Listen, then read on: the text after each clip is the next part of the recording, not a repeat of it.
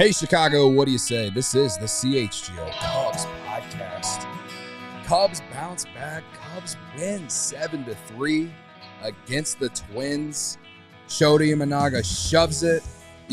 Paredes shuts the haters up. I get to make more jokes, and I get to sit here and talk about a Cubs W with these two losers. What's up, Cody? Kevin Wells, and then our guest tonight, Tommy Irby. He does some work for Sports Mockery. Got a podcast called Through the Garden. He does it with one of my other good friends, Alex Pat. I was on their podcast actually, a week ago? Yeah, about a week ago. Came on, and it was right after the trade deadline when we all were by everybody sell the team. Right. But I legitimately went in there to just bitch and yell, kind of like what I do here. You did a hell of a job. Anyway, thanks for joining us. The Cubs are 1-0 since you came to our office, dude. Look, we might have to drag you back tomorrow. Look, I'm not saying anything. I'm just saying that we're 1-0 when I'm here, so I don't know, just whatever. These are facts. And Tommy has to add that to his spreadsheet in a different subcategory. Oh, my goodness. Yeah, so what you said tomorrow, you're going to your 100th Cubs game? Yeah, tomorrow will be game 100 at Wrigley Field. Wow. I'm going with my uncle, and gonna go stand in front of the marquee with my Wilt Chamberlain 100 on a piece of computer paper. Hell yeah, dude. Yes. So I showed you guys my spreadsheet. The spreadsheet is legit. You have winning percentage and everything. I was actually really impressed.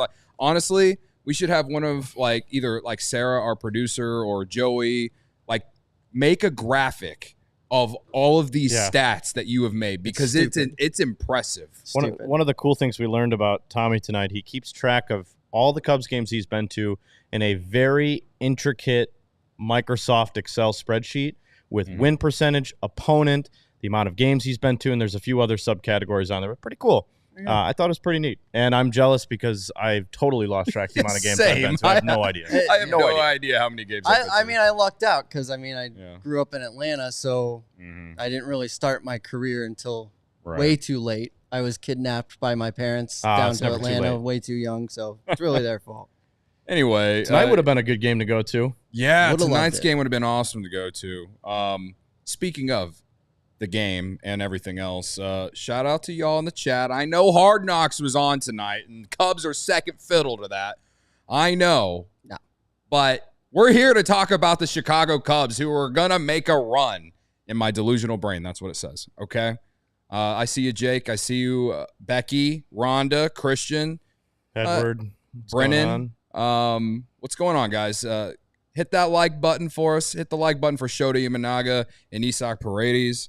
Dansby Swanson, PCA. The offense, 7 runs tonight. We're going to talk about the offense a little bit in the second segment. We'll start with the pitching first, but hit that like button. Hit the subscribe button if you're new here. And 2 other things. Mentioned it yesterday, but I'm going to keep mentioning it. We got a watch party next week against the Guardians. So when the Cubs win out the rest of the week and the vibes are as high as you've felt all season, and you're like, I have to go watch the Cubs game with the CHGO Cubs crew, you got to come out to Hickory Hills at Primetime Bar and Grill next Wednesday against Cleveland, where hopefully the Cubs are winning their, I think they have 4 games left. This is the first one, then 4 more. 5, they'd be going for 7 straight wins, I think, if I'm mathing correctly. And it's either 6 or 7. So, again, come to the watch party for that. Not totally out of the question, is it? Tonight you beat a really good baseball team. The Twins are, I believe, they were 15 over 500 coming into this. They're a top 5 offense in baseball. They hit a lot of home runs. They hit a couple tonight. But again, you see the pitching kind of come through in a spot where you need it the most. And Shota, in a couple spots where they got into jams, comes through and gets 3 outs, lead off double, and a ball that should have been caught by PCA. That's something I want to touch on in a little bit. Some miscues in the outfield. But again, tonight, I'm really impressed with the Cubs bullpen coming in. I know Smiley gave up the home run, but he bounced right back, shut guys down. It was a solo shot. Yeah, I like Tyson Miller at the end there. No drama in the 9th. You just cannot say enough about Shota, though, right? Every turn he played a really good offense tonight. I tweet it all the time. Yeah, we must protect Mike at all costs. He is the man. He is just an incredible human being on and off the field. I know we saw it on Marquee today. I was physically there on Friday. If you're a Cubs fan, you know Miss Sam, who is out taking pictures of the Cubs as they walk in every single game. She's out there supporting the team every single day, taking pictures, saying hi to them. Shota walked in with 2 coffees on Friday, and he gave her one of the coffees, which was an incredible moment to be there. And Shota is just as good of a person off the field as he is on the field. And we saw on the field tonight, I mean, shoving it, 10 Ks. Just it didn't even look like he broke a sweat either. No, he was incredible. And the weather is nice today. He caught it like a fall game. Yeah. And it was. I'm sure that helped. Yeah, not to take anything away from it. No, but seriously though, there was a couple opportunities there for the Twins to get back in the ball game, and Shota made a couple mistakes there early on with the 2-run homer to one of the best home run hitters in the league. That's going to happen. But again and again, he just finds himself in these spots and just somehow gets out of it. I mean, the 2-seamer was working tonight. The splitter was working tonight. He's great, man. I mean, I don't think people realize how good the Twins are either, because we don't see the Twins a lot. Yeah, I got the standings pulled They're up good, here, man. and they are a good team. And, you know, in the offseason, we were kind of making fun of what the AL Central was going to be, as everybody was making fun of the NL Central too. AL Central's kind of good. Like the Guardians are super good. The Twins are just 4 games behind them. Now they're 14 games above 500. They were 15, but then the Chicago Cubs won the baseball game tonight. And they're a hungry team too. They're only the Royals as well in that division. Right, yeah, and the Royals with Bobby Witt Jr., of course, yes. But going back to Shota, just the thing that we've enjoyed so much about him this year too is just the amount of quality starts he's given us and just the number of runs he's not giving up and getting himself out of situations. In his last seven straight starts now of over 5 innings, so he's going the distance, and 6 of 7 he's given up 3 or less runs. So he is just everything you want in a starting pitcher. Credit to Jed Hoyer, because he got Shota Imanaga. Yeah, I mean, I've sat here and definitely criticized Jed for a lot of things this year, but I've definitely given him a lot of credit for signing Shota Imanaga, who again was kind of looked at as like a consolation prize. Everyone was talking about Yoshinobu Yamamoto in the offseason, and Shota's just, I mean, I guess there's been a few starts where, you know, you felt like maybe the league had started to adjust to him. John Boy's putting up stupid posts about him meeting Angel Reese, and that's why he started having a downturn. I still have not forgot about that, and it still bothers me on just how stupid of a social media post that was. But overall, he's been one of the most consistent pitchers, not only for the Cubs, but in baseball, man. He's been awesome. And, he, in the grand scheme, he delivered on a night that you absolutely needed him to. You're back to 4 under 500, and you got a chance to win this series tomorrow. Go play the White Sox after an off day, and you can enter next week, potentially, 1 game under 500 with Cleveland and the Blue Jays coming up.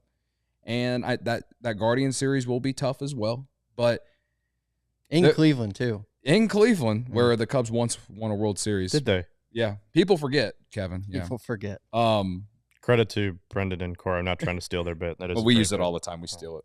They give us permission. But, I mean, I'm not saying they're back. I'm not even saying that, you know, things have really much changed. Like, Chef Kevin Penner, I see you.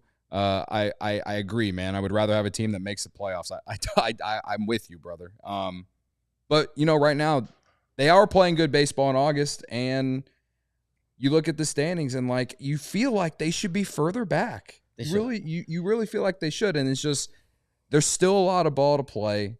And to me, I mean, I'm not doing a beer bat. I'm only doing beer bats for series wins, man. And I tweeted earlier today that if they don't win the rest of the games this week, then I'm probably gonna be on the edge of waving the white flag on the season, because you can't afford to lose 2 games of the White Sox, and honestly, you really couldn't afford to lose. You can't afford to lose this series either. So it was a good step, and you got to win tomorrow, and you know we'll see what happens. But they need to get back to 500 as quick as possible for it to be a legit conversation going into September. Totally agree. Yeah. That's the whole reason that I'm saying, because if they lose tomorrow, then you're back to 500, and then, You know, like it doesn't matter how bad the White Sox are. Like they always play up against the Cubs. Like I'm just saying, like they need to win out the rest of the week if we want to start having a serious conversation about there still being some sort of life. Well, if we want to. And we said it when we were watching the game too. It's like every time this team wins, it feels like a blessing. Yeah. And then every time this team loses, it's like we can't get out of this hole. Like there's no in between with this team. But this weekend's going to be real interesting because the Cubs are still, like you said, like step one is to get back to 500, which they're doing pretty well at trying to get there. But you have the White Sox who are still doing losing things, and it's possible that they could break a 30-something-year-old record at home against the Cubs. So it would be totally Cubs for them to lose to the White Sox. Exactly. And break, it'd be very 2024. And they Cubs. don't get, and there's no record for consecutive losses or anything like that. That would be very 2024 Chicago Cubs. But yeah, I mean, I'm kind of with you. I came in today thinking I'm not going to drink the Kool-Aid. We're going to win a game. It's going to be fun. You got me wanting to drink some Kool-Aid.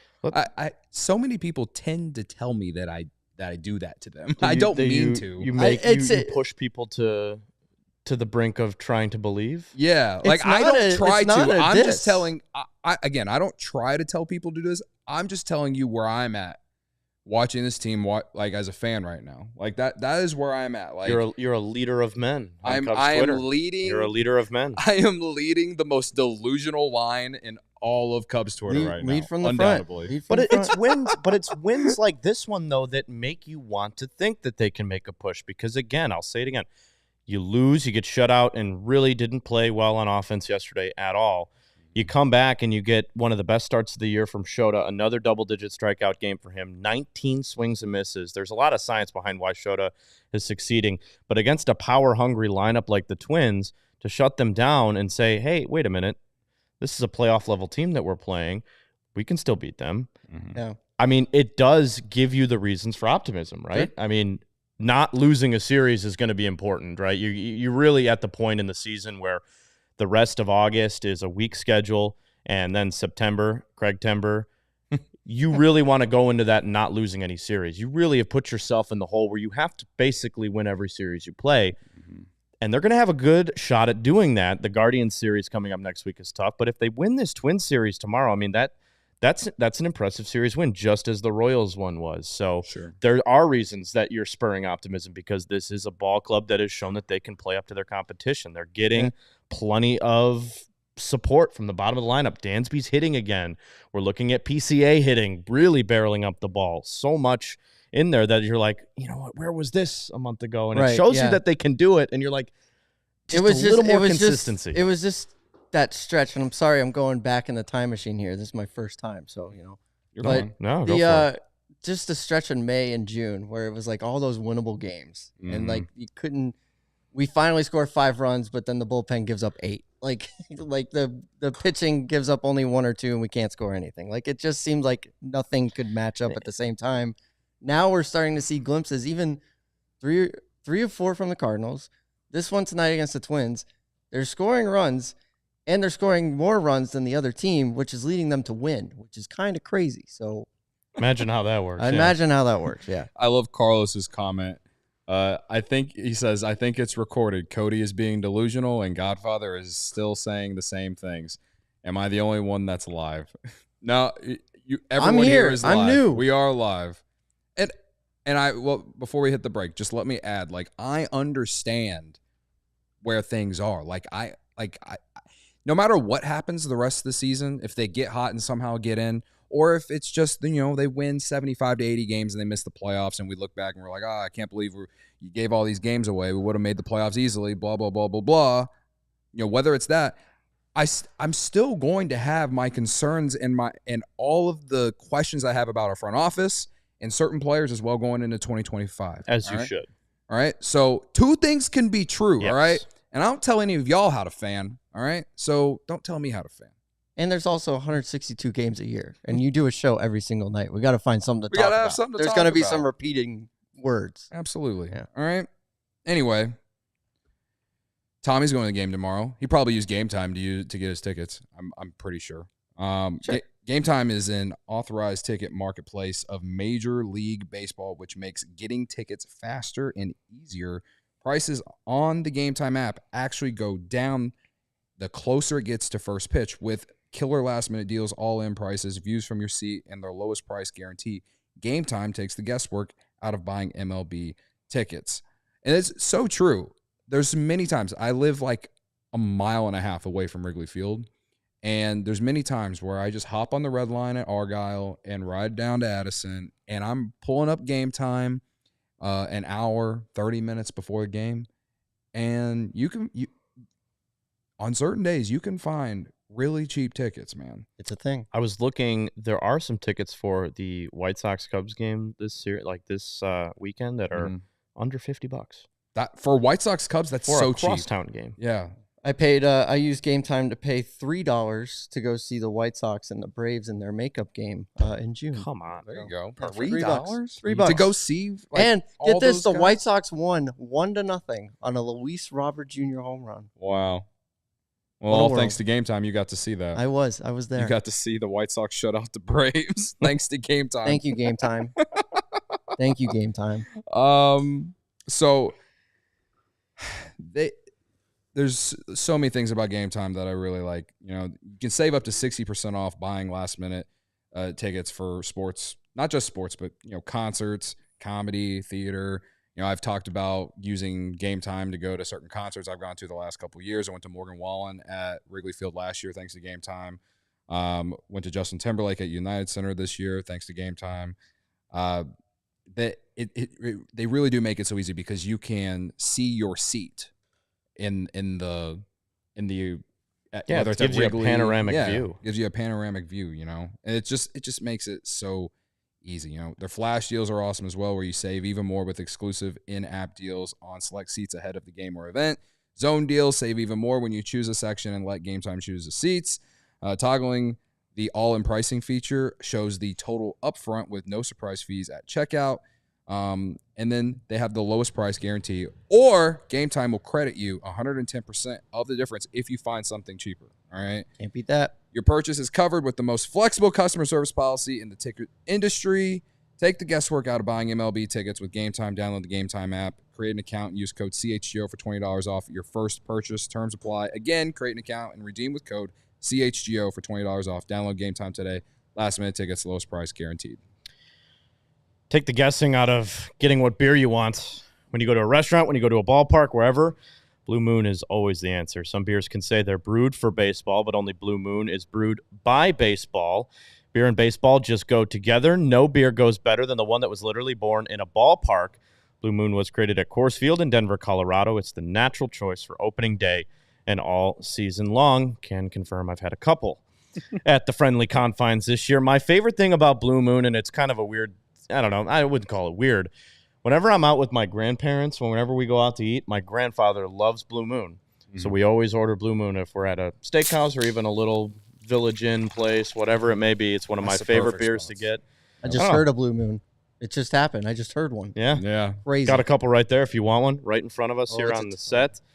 A new baseball season deserves a bold, unique beer. It's refreshing flavor with the Valencia orange peel for a subtle sweetness and hints of coriander. Blue Moon Belgian-style wheat ale is a one-of-a-kind beer that's made brighter. It's carefully crafted and full-flavored, refreshing notes, smooth, and a creamy finish.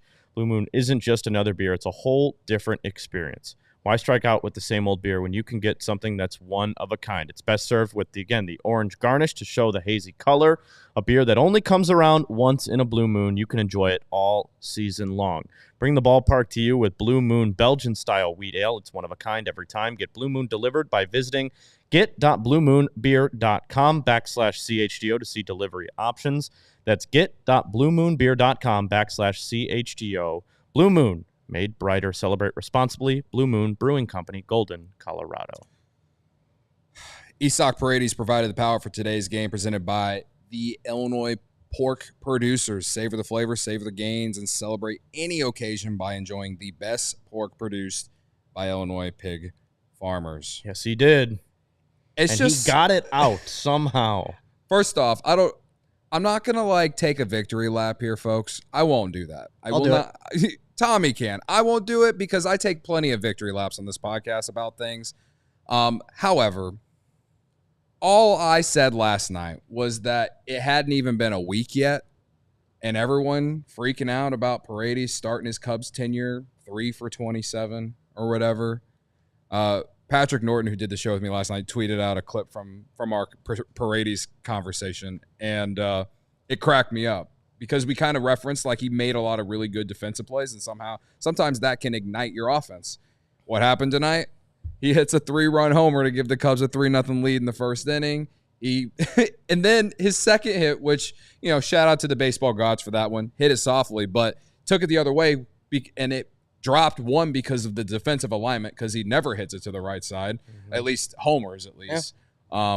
Walked his third at bat, ground out his last at bat. But I'll just say that it is, to me, I think for him, might just feel like a breath of, relief that, he's got the first homer out of the way. He had a good game overall. His defense was good. The very last play of the game to throw out a runner at first base was a really nice defensive play. I was about to say full circle because that play to end the game, barehand, perfect. So, he was a big part of the reason they won. He had 4 RBIs tonight. I still think Morel has that higher ceiling, but will he tap into it? We don't know. But Paredes, for sure, the better defensive player at third base and the more established player in general right now. And if this team plans on competing in 2025, they need to have an everyday third baseman and not a guy who you obviously can't play it and is a DH and takes away at bats from other guys. As much as I loved Morel, as much as I would ride or die for that guy when he was with the Chicago Cub, as much as it pained me to see him leave, I accepted it, and I think the idea of what Isaac Paredes brings to Chicago Cubs will play out better for the Cubs than what a lot of people who didn't like the trade think right now. Yeah, I think if you think that this was a bad trade for the Cubs, you're just homering for Christopher Morel because, look, as you said, Christopher Morel, great guy. He provided some incredible moments at Wrigley. Just everybody in the clubhouse worked for the Cubs, on the Cubs, anything. They said every interaction they had with Christopher Morel was positive, and he's a great guy. That being said, the defense at third base was sus. It was getting better, but at this point, Isaac is just a better defender, and he knows he can make more contact than Christopher Morel because even towards the end, they were saying Christopher Morel, all he was doing was trying to hit home runs. Craig Counsell said he was just there for the power. He wanted his power. Isaac is giving you blue pits to right that bring in a run out of nowhere, stuff like that Christopher Morel wasn't doing. So if the Rays have power too. Yeah, and if the Rays want to take a half year off or the next year off when they're trying to build something and they want to work with Christopher Morel to make him a better ball player, go for it. We are moving on. We have Isaac now. We have just a lot of guys coming up through the system that can play the middle of the infield too, and the corners. So it was time. It was time to move on. Listen, if the roster was constructed differently, Morel is still a Cub, right? I would agree. Yeah, the roster was not constructed in a way that made sense to have Christopher Morel on this team. That's a good point. If you're trying to compete. You saw the last play of the game today. That's a really hard play to pick up on a short hop and make that all in one motion. And Paredes has done that a couple of times. I know the glaring error against the Cardinals. We've seen a couple tough plays over there.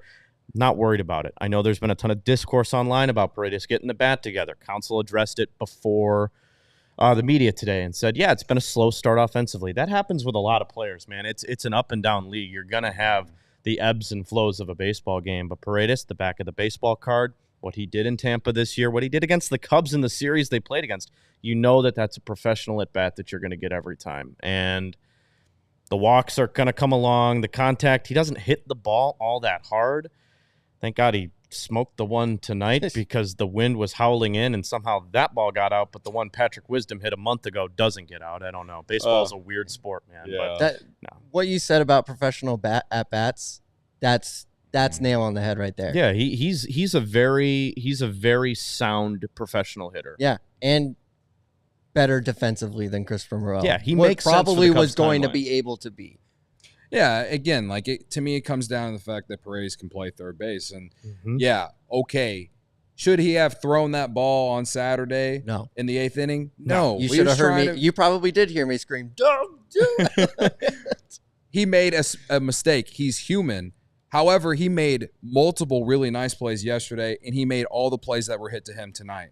That is literally all the Cubs need. That Christopher Morel, there were plenty of games where he couldn't do that. And yes, I agree that his defense did improve as the season went along. He still, despite those improvements, he was still minus 11 outs above average, negative defensive run save. And I think that if the Cubs could have found a different position, or if they fully just wanted him to DH every single day, then they would have kept him. But when you have Moises Ballesteros coming up at some point, you have Owen Casey specifically, just because he's an outfielder, and you have Mike Tauchman, Cody Bellinger, Ian Happ, PCA, and Seiya Suzuki.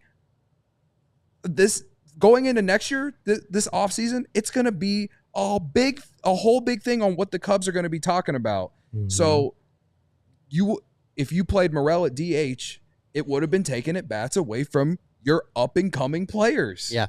And that's why going into the year, after they didn't sign Matt Chapman or bring in another, trade for Jose Ramirez like I dreamed of, that's why I really wanted them to play Morel at third base to see if he could do it. They tried it. It didn't work. That was it. That's the only place that he could have fit in. That was the only option. Only complaint about the entire thing in general was the fact that they didn't do it earlier to find out if he could actually do it. But whatever. That's not the point. The point, I'm not trying to bring up the whole trade and everything. Like, I'm only bringing it up because we talked about it last night, because the discourse, like Kevin said, has been very strong. And that is fair, right? He only had, 2 or 3 hits coming into tonight? So that's 3 fair. hits. He was 3 for 27 after last night's game. game. That discourse is fair, but also keep it within reason. He's coming to a new place. He's sitting in a new ballpark. He's not hitting in a dome anymore. Everything is different for these guys. Oh, yeah, and I would give of habit. It's all different. Because of his professional at-bats, I'd give him more leash and a bigger benefit of the doubt than I would have given Chris Morel. He's playing every day. Yeah. He's playing every day, no question. Yeah. So, outside of him, I thought Dansby had 2 really good at-bats as well. Tell you what, Dansby had a couple good hard knocks tonight. The triple, the wind for hard sure. Hard knocks. I got it. You got it in there. You got it in there. Sorry. The triple for the insurance run, the wind definitely got some of that one, because it looked like the center fielder just had no idea what was going on. But that was good to see. We've talked about a lot about how he's pulled the ball so much this year to go with his career high in ground ball rate. During the last 3-4 weeks now of him offensively, he's hitting the ball the other way, and he's hitting it with authority, and he's starting to hit that fastball again. So, this is not to say that it takes away everything that happened the first handful of months of the season, but he is playing well now, and they need him to play well now. Yeah, maybe we need Mallory to play in the Olympics more than every 4 years, because ever since she's gone over there, he's been taking off. In the last 15 days, he's batting .302. This was before tonight, though, so it's just going to go up because he went 3 for 4 tonight. OPS 739. That's above league average. This is the Dansby we signed up for, and Gold Glove defense. You know what I like too about where Dansby is right now is the fact that he's in the spot and the order that suits him best. I think he's most comfortable down there where he doesn't have to be at the top of the lineup. He's not a top of the lineup type of hitter. Can he do that in a pinch? Sure, but where he's hitting right now in the 7 hole, that's a perfect role for him on a good baseball team. Yeah, I agree. We'll talk more about the offense here in a second, but we got to talk about Sunnyside because... Yeah, we do. Listen. After the game on Saturday, I needed to go to Sunnyside, all right? After the game last night, they're lucky. It was unfortunate that they were closed, all right? I need to go to Sunnyside this morning after the game last night, all right?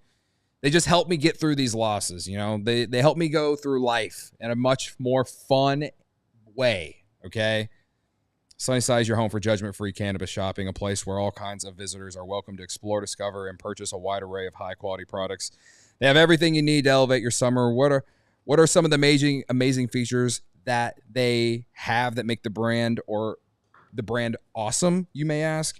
It's a one-stop shop for all your cannabis needs. It has an expertly curated menu with over 100 strains to choose from, plus easy online ordering and in-store pickup. Even Luke Stuckmeyer can figure out how to buy things online from Sunnyside, man.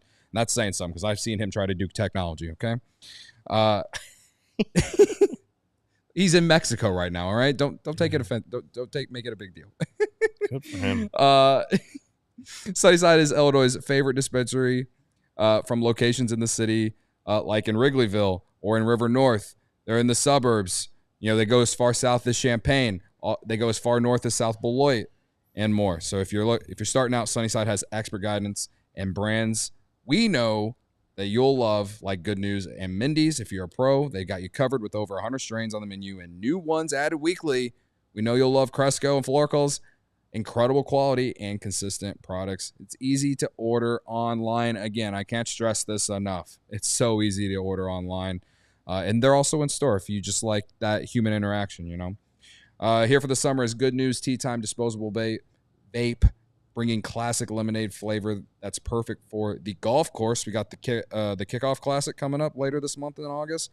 All I'm saying, stop at Sunnyside, get this vape, head over to the Kickoff Classic, and you're going to have yourself a day, all right? Guaranteed, all right? And a couple puffs on the golf course never hurt anybody. Exactly. Never hurt anybody. You got to stay a little loose on the golf course, you know what I mean? And just in time for, well, I guess this past weekend, we had Lollapalooza. The Free Spirit vapes and cartridges are all new from Good News. Would have been good for Lollapalooza this weekend. Sarah, our producer, was there. I'm sure she was enjoying it. Shout out Sarah, doing a great job back there. Maybe. Visit Sunnyside.shop for bright buys every day, including 50% off your first 3 online purchases. Enter promo code HICHGO at checkout to qualify. Exclusions apply. Sunnyside Cannabis Dispensary, bright buys every day only for 21 plus or Illinois medical card holders. Barbara was asking if Ryan will be on. I believe he's joining from beautiful historic Wrigley Field. That's because he was at the ballpark and not watching on Fubo. Ooh. Have you guys used Fubo before? I've used Fubo before. Fubo rocks. I Fubo'd. And it's cheap. Yes. It's awesome. 140 channels. You can stream live from your phone, your laptop, smart TVs. We did that here in the office today. No contract, no cable, no hassle. You literally just sign up and start watching. 1,000 hours of cloud DVR included at no extra charge. One of the best things about Fubo is the fact that it has NFL Network and NFL Red Zone. NFL Red Zone is an absolute staple. If you're a football fan like myself, I know you guys are football fans as well. Who in this office is not a football fan? Brags. Yeah, true. Definitely Brags. Yeah, Brags. He meatball. It's got NBC Sports, Euro quarterfinals. It's home to the Ryder Cup, college football, Big Ten football. Watch all your local teams while traveling, multiple devices. It's pretty great. That is Fubo. You can sign up online. Use the promo code CHGO, FuboTV.com/CHGO to sign up. 15% off your first month of Fubo Pro if you choose to sign up. It really is. I mean, you get NFL Red Zone. I mean, dude, Red Zone on its own is... I can't remember what I paid last year for Red Zone, but it was a lot. Yeah. It's more than the subscription to Fubo. Yeah, so that alone makes it worth it. Yeah, my wife is from Pittsburgh, so she's Steelers, so we have to do the full, we have to have everything for the NFL. So makes a lot of sense. Yeah. Okay. Back to this offense. We didn't mention PCA, and I'm on Twitter right now as I scroll, and you mentioned one of the biggest Cubs fans that may ever exist, Sam Bernero. Is that how you say her last name? Yeah, I'm not sure. Yeah, I just go with Miss Sam. Miss Sam, okay. She always tweets pictures of players, and I didn't see this, but apparently PCA showed up to beautiful historic Wrigley Field wearing the Red Bill Cubs hats that they wore when I was a kid. And I know I'm not the only one on this, but I've been begging for those hats to come back. And if I would have seen this picture before the game, I would have absolutely hammered PCA to go on to drive in a run or something. I would have bet on him to do something tonight. And he ended up getting an RBI single late in the game to add insurance, taking the ball the other way. Legitimately, those hats are awesome, and they need to bring them back. But on a serious note, but yeah, I mean, the point is PCA continues to hit. The bottom of the order was great for the Cubs tonight. Nico, couple hits. We were just talking about Dansby and PCA, man. Like, for everyone in the chat who isn't on the delusional mind of mine right now, this last month and a half is so important for Pete Crow-Armstrong, legitimately, because for 2 months it felt like I'm pretty sure it was around 2 months. He came up in late April, went back down when Bellinger came back. He was hot in Iowa for however long. They eventually bring him back, and then he struggled as soon as he came back. But they continued to play him every day because his defense in the outfield was so valuable. He's up to 21 stolen bases. And I would say honestly, I would go back to like that second week of July when they swept the Orioles and split the series with St. Louis right before the All-Star break. That's when he started to show signs of offense, because he had a 2-homer game against the Cardinals of that last game of right before the All-Star break. And then I know coming out of the All-Star break, there was a handful of games where he struggled, didn't get any hits. But over the last week now, this guy's been hitting. And he's hitting the ball hard. If the wind wasn't blowing the way it was tonight, I feel like that first at-bat he had, that ball would have left. He hit it 99 miles per hour. I'm starting to get really excited about Pete Crow-Armstrong. I really am. As you should be, right? And like, he is a guy. We sat on the couch. If he is a league average hitter with that defense and that base running, he's a 4-WAR player. If he hits 270 or better, he is a 6 or 7-WAR player, man. He has so much value because he puts so much pressure on the defense if he's on the bases. He'll go and catch the ball wherever it is in the outfield. He has me dreaming, man. That's why we talk about how the Cubs don't have any stars. If this guy hits the ball like this and does that for an entire season, you got yourself a star. Yeah, last 15 days, he's batting 279, which is the number that you wanted. So my thing is with PCA, and you and I have had this conversation before, is that I want to see him at the leadoff. I want to see him lead off. I want to see him learn how to get himself on base in Major League Baseball from a leadoff position, because first inning, if he can get himself on first base, within 6-7 pitches, he's going to be on third base. Like, he's that fast. He's that incredible. And you get somebody like Michael Busch batting in the 2-hole behind him who can find the gaps, maybe put one over the wall. All of a sudden, we're talking 1-0, 2-0 before there's anybody out in a game, and that's just the dream. Just needs a larger sample size. Yeah, first. Exactly, yeah. Because in the leadoff role, and credit to PCA, his whiff percentage has gone down by about 10% over the last 2 weeks. I saw Marquis put that graphic up today. Love that. That's the reason he's seeing so much success right now, the whiff rate. That's a huge part of an offensive game for a guy who's not supposed to slug as much as he does. We've seen now the slug go up here and there. We've seen it kind of fluctuate. He's definitely hitting the ball a lot harder now. But if you wanted to move him into the leadoff role, there needs to be a larger sample size. And also, let's get him comfortable hitting the ball in the lower part of the lineup where there's not as much pressure right away. I think that is more so what they're thinking in this moment in time. Oh, yeah. They're way smarter than I am. Yeah, this is just what I want.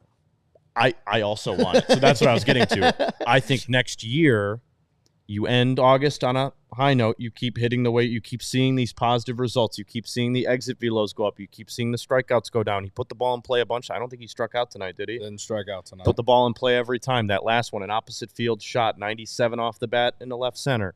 You start to see some of these results, and you're like, okay, well, this is a guy that we absolutely would like to have lead off next season for us because he's on, and then he's on second base. Yeah. Which, by the way, going back to not striking out, there were only 3 strikeouts for the Cubs tonight, following up the 14 from last night. And also, 14 last only night? 2 Cubs tonight did not record a hit. Wow. Do you want to play Patrick Norton's game and guess the 2 guys that did not get a hit tonight? Hap. Nico? Hap was 1. Miguel Amaya was the other. Amaya. Yeah, Nico had it. Yeah. Yeah. Offense. Yeah. Cubs playing offense. We should be everybody 7 in this runs. chat should be very excited about Pete Crow-Armstrong, and it's why 2 months ago I sat here and clamored for him, and Corey clamored for him, and you clamored for him. I mean, he was always a part of your best 9, and he's starting to show that now. It takes time with these guys. Jackson Holliday, a great point that you brought up earlier was when we were sitting there chatting, they sent him back down, comes back up, now he's hitting home runs, and he looks like the top prospect that he is. Yeah. It takes time with these guys. It does. Yeah. I think with PCA and to what you're talking about, Tommy, in terms of PCA hitting leadoff, I think he just he needed to show that he could consistently hit. Because those, the month of, I don't want to go look at what his numbers were in June and most of May. You know what I mean? Like, he needs a bigger sample size of showing that he's hitting the ball hard like this and getting on base and all this. And then, yes, like, I think ideally next year, PCA is your leadoff guy. If he plays well the rest of the season and next month in September, you lock him in as your leadoff hitter for next year. And yeah, I mean, like, he's not just your prototypical one because of speed and the defense and all that, but like, if he can just be a league average hitter, have a decent walk rate. I think even his his swinging, how many times he's swinging percentage or whatever, like, I'm sure that's gone down too because he's been working some walks as well. Yeah. I think when he was really struggling, he always found himself down 0-2 in the count, and now you're seeing him work counts and you're seeing him lay off pitches and stuff. So his in-zone swinging percentage is up from 77 to 90. So he is getting a better eye at the plate. That's what that tells you. He's swinging at more strikes.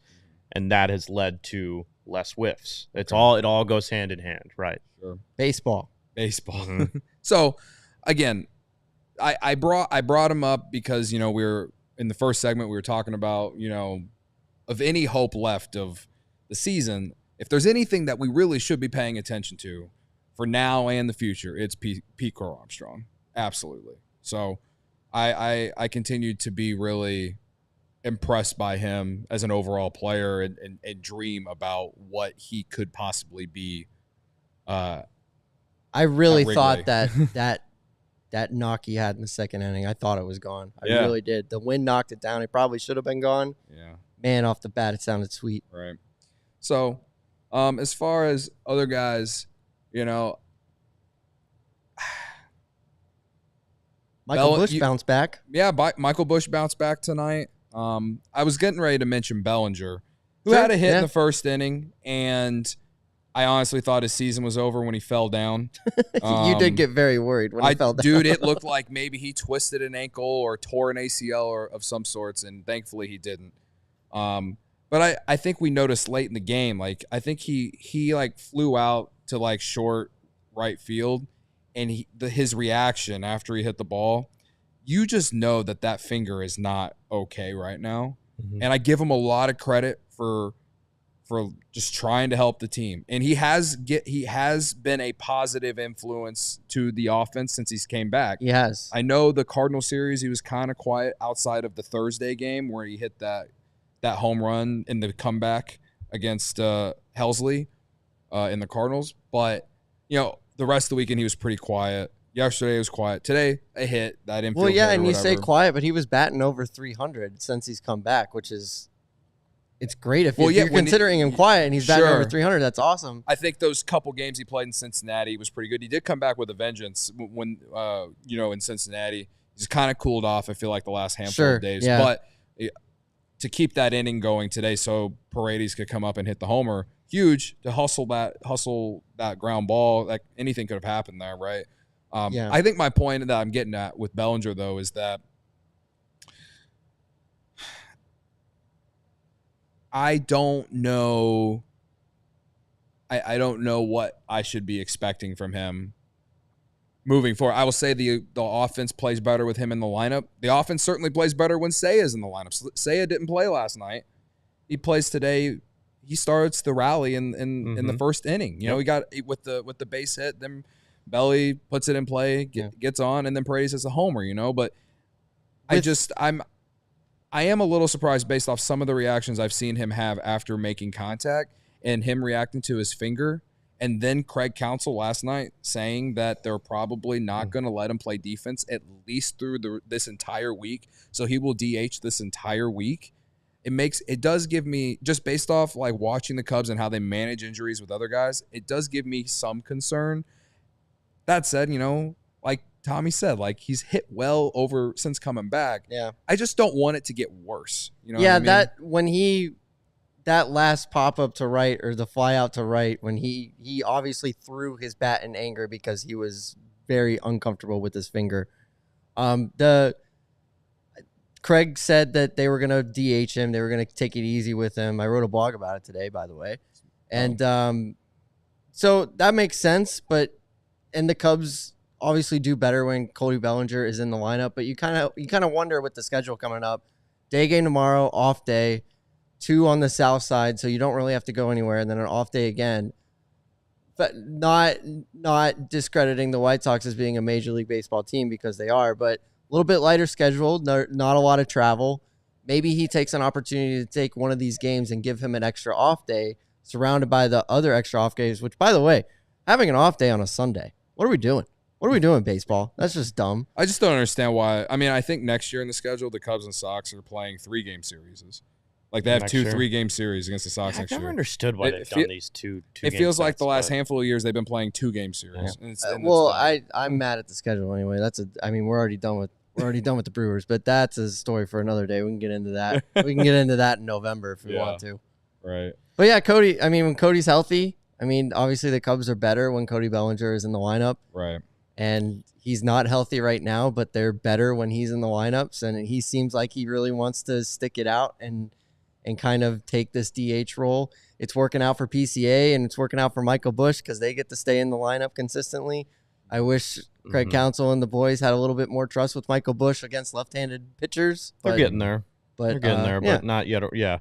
There's 2 things I draw from the Bellinger thing. Yeah, he's clearly still in pain, but it tells me that he wants to win and get this team to the postseason. Yeah, because it's admirable. This is where the Cubs. This is where they are right now. They need him in the lineup. I know Michael Busch has had the best offensive season in that lineup this year, but Cody Bellinger is your best hitter. Yeah. He is your best hitter. No arguments when here. He's healthy, he is your best hitter. You need him in the lineup to win games. Now, Craig is probably, I don't know, that if you're a fly on the wall in that office, it's probably gone a little bit, hey, can you play? We're not going to let you get hurt. You do have a $30 million option next year, so you're not at risk of losing any money here. Mm-hmm. But, hey, if you want to play in a playoff game, we really could use it. If you can hit, we want you to hit. You're in there. That's his value. I would have a hard time believing that they would let him play if he wasn't cleared and it would get worse, but unfortunately, it has happened before, so I didn't like the grimace with the bat today on that fly out. It did give me, and then him trudging to first base and tripping over the bag and stuff. And tough night. I mean, he plays with his hair on fire. He's a gamer, but I would be wrong or lying to you guys in the chat and the podcast if I wasn't a little concerned as well. I hope it gets better, but you're right. A couple rest days might do him some good. I don't think he's going to get them, though. I think they want him to play. I think Craig is really feeling back against the wall, and he's feeling some momentum being built, and he'll put his best guys out there. And Cody Bellinger is 1,000%, like you said, he's the best guy. So old pal Blake is in the chat here. Blake Cowell, I think that's how you say his last name. Say Suzuki exists, Bellinger is not our best hitter, respectfully.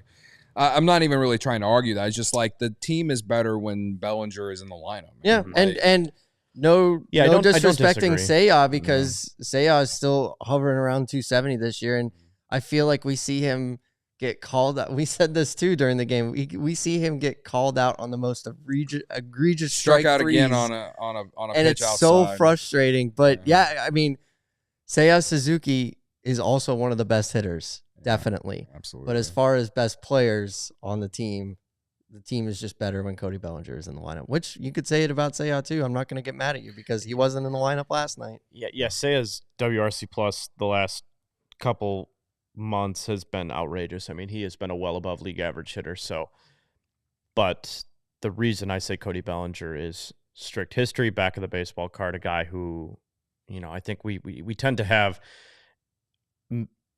I don't want to say short-term memory, but man, he backpacked the Cubs almost to a playoff run last year by himself. Yes. Like, that's the type of hitter. Seiya Suzuki has not done that yet.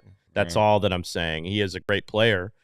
Bellinger is still the guy I would want in a big moment over anybody else in that lineup. Yeah. Also tonight, Cubs back on the plus side for run differential. We are now +1 on the season. Oh, buddy. So maybe I'm not all that delusional. Look at us talking about. But here's the thing: we're having arguments about who's the best player on the Cubs. Like, we're having positive arguments right now. Yeah, we have swung around. we're so back. Luke is at home watching, rolling his eyes, probably wanting to pull a hair out of his head. I'm never gonna get to do this again, am I? This is my. He's like, one and who done. is this guy? This is my one and done, isn't it? He's like, of course Cody would bring this kid in here. All right. The man, the myth, the legend. I've said that now 2 days in a row. The legend? Very big of me to say, considering I don't, I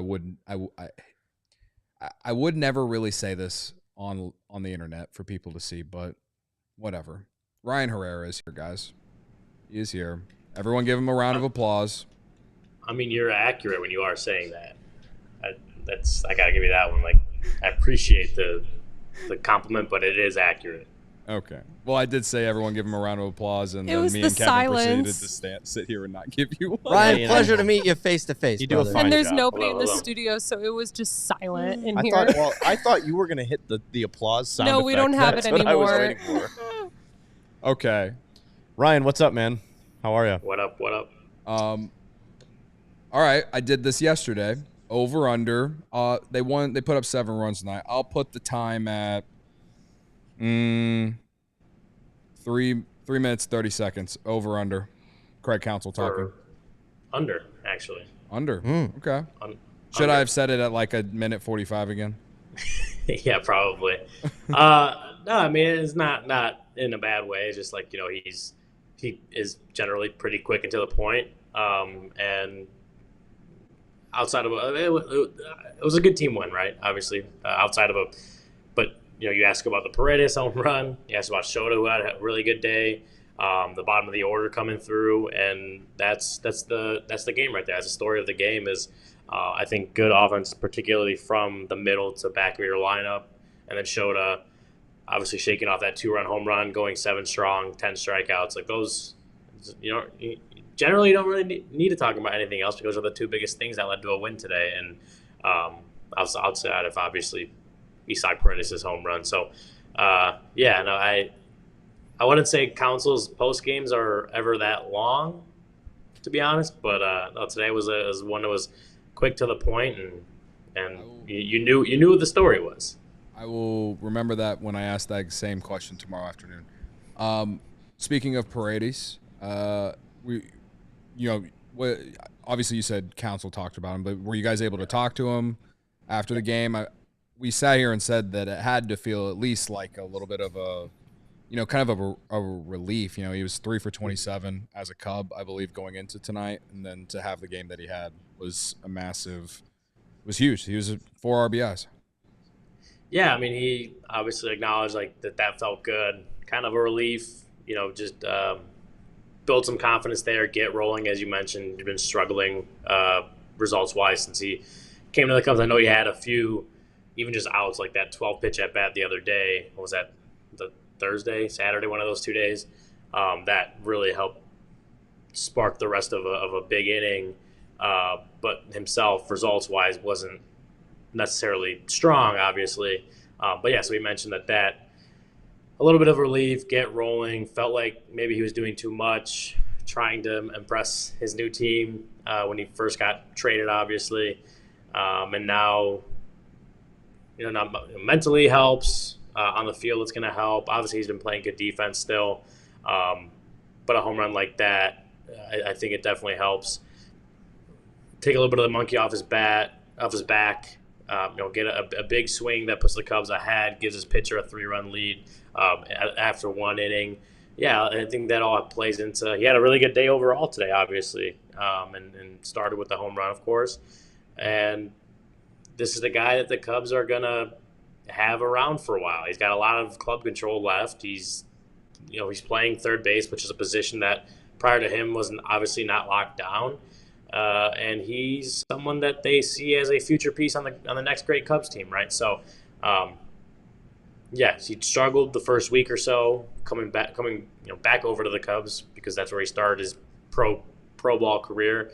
And maybe today, he hits a home run into the wind. The wind was blowing in, so like that's a pretty strong swing from him to barely land in the basket. And I'm sure the Cubs, Craig Counsell, they all hope it's a sign of things to come for him and that he continues to spark an offense that's, as we know, has needed it for a while. We had talked a little bit about how that ball landed in the basket, but somehow Patrick Wisdom's a couple weeks ago did not. Such an interesting part of the game. I don't know. Were you guys thinking about that in the press box at all, about how just different types of exit velocities and stuff? Because it looked like that ball, the wind was howling in about 20 miles per hour. And that was the first thing that came to my mind. I know what came to Tom's mind. He was talking about the Javi Baez home run in game 1 of the NLDS against the Giants. Just the different ways that Wrigley plays, especially on we're not into fall yet, but the different ways that it plays into the factors, especially as we get closer to those months. Yeah, this is like everyone knows the Wrigley wind is one of the weird. The wind is still howling right now. I can see the flags blowing around. The Wrigley wind is one of those crazy. We talk about crazy environments in baseball. I don't know if it gets much crazier than when the wind is howling at Wrigley. You mentioned the Wisdom one. Like that was the first thing I thought of when they were taking BP, and I'm watching the way the flags are blowing. Like I think Patrick Wisdom was actually hitting, or he was on deck, and Christian Betancourt was hitting. And there was definitely a ball that got knocked down. I'm like, oh man, like I don't know, you might get another couple of Wisdoms here. Obviously, I think it was 101 exit velo for Paredes on that home run. Cranked it into the wind and got it in the basket. And at this ballpark, that's all you need. That's all you need to get a home run. They're a little deeper there than they were down the left field line than it is in Tampa Bay, where he was, but was able to get it out there and get it into the basket and 3-run home run, and that's all she wrote. Quick thing about Isak Paredes in the home run tonight. Do you think, has Craig said anything, or anybody in the locker room said anything specifically about the way he impacts the 1 through 9? Putting him in the 5-hole allows you to slide Dansby down a little bit. Maybe Dansby's a little bit more comfortable in one of those roles later on where you don't have to rely on him for as much production. Has that come up at all, or is it just Dansby starting to hit the ball again and hit it for power? I don't necessarily think that's like put it in that way, because like Morel was hitting 4th or 5th for a while, so like Dansby's kind of been hitting in that 7th hole for a while. I believe I haven't actually looked at exactly where he's been hitting 7th a lot, 5 to 7-ish. It's been a lot of 6-7, I think. So like right in that area. So I think obviously with Paredes and what he can do, lengthens a lineup in general because of the potential power, the good at bats, the low or the high walk rate, low strikeout rate.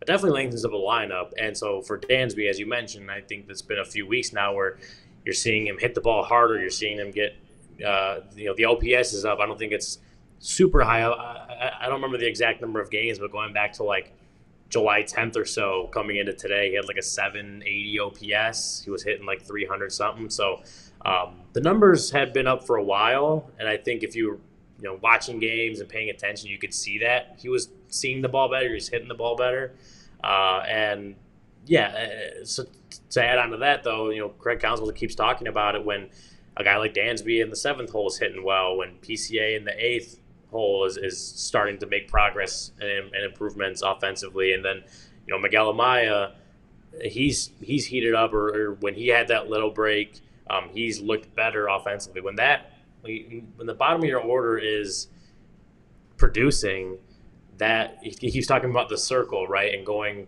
obviously 1 through 9 and then back up to the top of the order. When your 7 through 9 is producing, that just helps, because that obviously gets guys on base for when your leadoff hitter and your 2, 3, 4 and the harder your order starts coming up.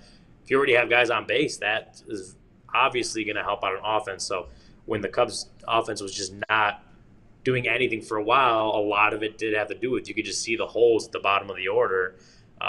Not saying that those holes are completely filled yet, but some of those guys down there Dansby, PCA, and even Amaya have looked better offensively as of late, and that just talk about depth in the lineup, lengthening out the lineup, that helps with all of that, and that's just what the offense needs overall if they're going to make any sort of run and find any consistency again. It's just those bottom of the order guys producing more often than they've been for most of the season.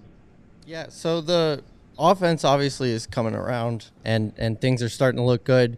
Zooming out a bit, the Cubs just won 3 of 4 against the Cardinals. They probably could have swept the Cardinals 4 games. You bounce back tonight. The offense looks incredible. You score 7 runs, which is a great number for this offense. Against the Twins. Against the Twins, yeah, that's a very good team up there. Do you feel like in the locker room, like as an I feel a momentum shift, but I'm just on the outside looking in. On the inside, do you feel like there's a momentum shift knowing that they kind of are not dead? They got the White Sox coming up this weekend. They have a couple off days sneaking in there too. Do you feel like that they really can do this? I mean, they're definitely happier because they're winning more games, right? Like it's a lot less quieter clubhouses. The thing with these guys and being in the clubhouse so much, you can tell. Like not that the guys don't take not the guys are just like super happy or whatever after losses, but like these guys are good about flushing it and moving on to the next day and not letting it affect their next day. So like it's never felt like the losing streaks or when the losses were piling up that they were just so down in the dumps. So the flip side is that if they're good at not getting too high when things are going well and not getting too low when things are going bad, they're continuing to take it day by day and obviously celebrate the victories, but then move on to the next day and then continue to try to stack on the wins. I think that's what a lot of those guys preach. Craig Counsell, that's kind of his MO as a manager, and that rubs off on the team as well. So you hear the players talk about that, and that's been their mindset going back to May when the losses were piling up, or going back to June and July when it felt like they really needed to turn it around. I don't think they've ever lost faith that they can do it. The front office is a little bit different in what they decided to do at the trade deadline. I don't think the players or the coaching staff ever lost faith in the talent that they have on the roster. So, again, to answer your original question, like it is generally a happier clubhouse when they're winning more games than losing. And I do think that this team still feels like, they have a run in them with, the amount of games left on the calendar. I don't think that they've definitely not given up on the season. I think that's important for a team that just wants to make a playoff push. I think to go off that, it is big to see the offense respond tonight. Massive. After a bad night yesterday. So, I see some of the people in the chat. James says, I can't believe y'all talking playoffs. Jeff says, Cubs will get shut out again in playoffs. Talk goes bye-bye. I wouldn't even say we're sitting here talking playoffs. We're just talking about how things are. No, I just want to know what obviously they still feel like they're in it. Right. They obviously are going out there to win a baseball game every single night. But that's what you want the players mentality. and you want them to not you want them to be able to wipe clean a loss and go out there and play the next day. You want them to wipe clean a win and be like, okay, we still got to do it again the next day. But I just just a sense of vibes.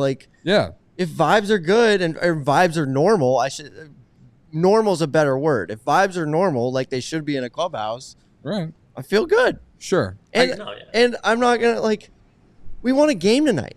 It was fun. We had fun watching a ball game tonight. I think what I was getting at is that we understand the odds are very, very low. We understand that. But as we pointed out, watching PCA and the development with the bat over the last week is huge for now and the rest of the year. So that's a reason to really tune into this team. Among other players, Michael Busch, see how he finishes out the year. Shota Imanaga, can he, continue to do what he's been doing? Oh, there's plenty of things here. There's that, and then the fact that they are still they're still there. The only way they're going to be able to do it, in my opinion, is they got to get to 500 as fast as possible. And their schedule sets up to be able to do that if they win tomorrow, take care of business against the White Sox, and then win the series against the Guardians. And that's what it's got to be right now is like, let's just go win a game tomorrow. Then let's go to the South Side. Let's play 2 games. Right. And then we'll see what happens, you know? Yeah, and even still, even when that happens, it's still very tough. But I think that's consistently been their mindset is just go win a baseball game tomorrow. Even today, right? Like I think not that guys they celebrate their victories, right? When they win out, it's a good clubhouse. Guys are happy. But as soon as they leave the ballpark, it's kind of, you know, go get your rest and get ready for a baseball game tomorrow because you got another one tomorrow. Like I think a lot of these guys are very good about that, whether it's a loss or a win, about quickly moving on to we got to win this baseball game tomorrow. I think this clubhouse is pretty good at that. Well, they're at 56 wins. You need 29 more to get to 85, and 85 seems to be the magic number. So let's see if they do it. Let's see if they get there. All right. One game at a time. One game at a time. We'll do it again tomorrow. Watch along. Blue Moon watch along tomorrow. Me, Kevin, and Jared Willis. Jared is going to sit here and listen to me bitch and rant about this team for 2.5 hours. Can't wait. And he'll calmly talk you down every time. Yes. His best trait. Yes. His best quality. So whereas Ryan riles you up a little bit sometimes. And before I say what I'm about to say, I love Joe Girardi as a player. Great dude in post-game on Marquee. However, if you do not want to listen to him on the Marquee broadcast tomorrow, which I don't know if he will be, but if he is, and you don't like listening to him as much as I don't like listening to him, then come to CHGO Sports YouTube and listen to me, Jared, and Kevin talk about the game as the game goes along, and we'll probably talk about various other random things too. Yeah. And then we'll do post-game right after. So, see y'all tomorrow at 1:20 right here, CHGO Cubs or CHGO Sports YouTube. Barb, tomorrow, 1:20 right here. All right, I'm telling you the time. You always ask in the chat, what time? 1:20 right here for the watch along, and then we'll do post-game. Can't wait. Thanks for checking out CHGO Cubs post-game podcast. Tommy, thanks for joining us, man. Thanks, guys. I'll be in the boots on the ground tomorrow. So absolutely. Oh, yeah, going for your 100th game at Wrigley Field. Will Chamberlain, baby. All right. Have a good time. Nice to meet you, too. We'll see you. Thanks for coming on, man, and we'll see y'all tomorrow. Fly the W. We all silly like the mayor.